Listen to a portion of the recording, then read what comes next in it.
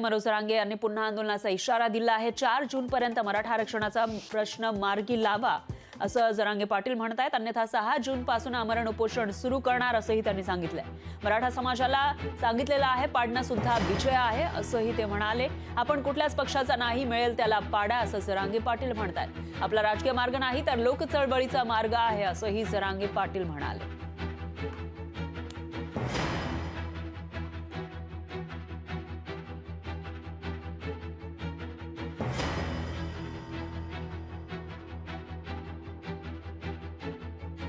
आज डॉक्टर बाबासाहेब आंबेडकर जयंतीच्या निमित्तानं सर्व जनतेनं आमच्याकडून खूप खूप शुभेच्छा।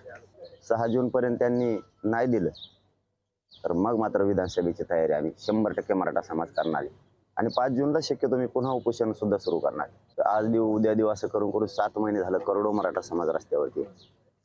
ज्यांना स्वतःच्या आई बहिणीला बोलल्यावर राग येतो त्याच आई बहिणी या राज्यातल्या करोडोंना रोडवर होत्या, बारीक बारीक लेकरं घेऊन, तरीही त्यांना थोडीही माया दया आली आणि यांनी फसवलंय हे तर अंतिम सत्य आता। ते तरी कोणते शान आहेत ते महाविकास आघाडीवाले, त्यांनी 40 वर्ष आम्हालाच खाल्लं एकट्या मराठ्यांना।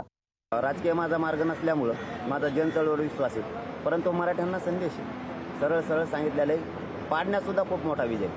पाडा तुम्हाला ज्याला पाडायचं त्याला पाडा, कारण मी कोणाकडूनच नाही, ना इकडून आहे ना तिकडून आहे, ना विकास आघाडी ना कोणची युती, कोणाकडून नाही आहे। मी गोरगरिबांच्या बाजूने आहे। माझं स्वप्न एकच आहे की गोरगरिबांच्या लेकराला आरक्षण द्यायचं आणि ते मोठं झालेले बघायचे। त्यामुळे राजकारण माझा मार्ग नसल्यामुळं यावेळेस समाजाच्या हातात निवडणुकीत समाज बरोबर कार्यक्रम करणार आहे। पुढच्या वेळेस विधानसभेला जर त्यांनी 6 जूनपर्यंत आरक्षणाचा विषय मार्गी नाही लावला तर विधानसभेचे मात्र आम्ही ताकदीनं तयार करणार आहे। समाज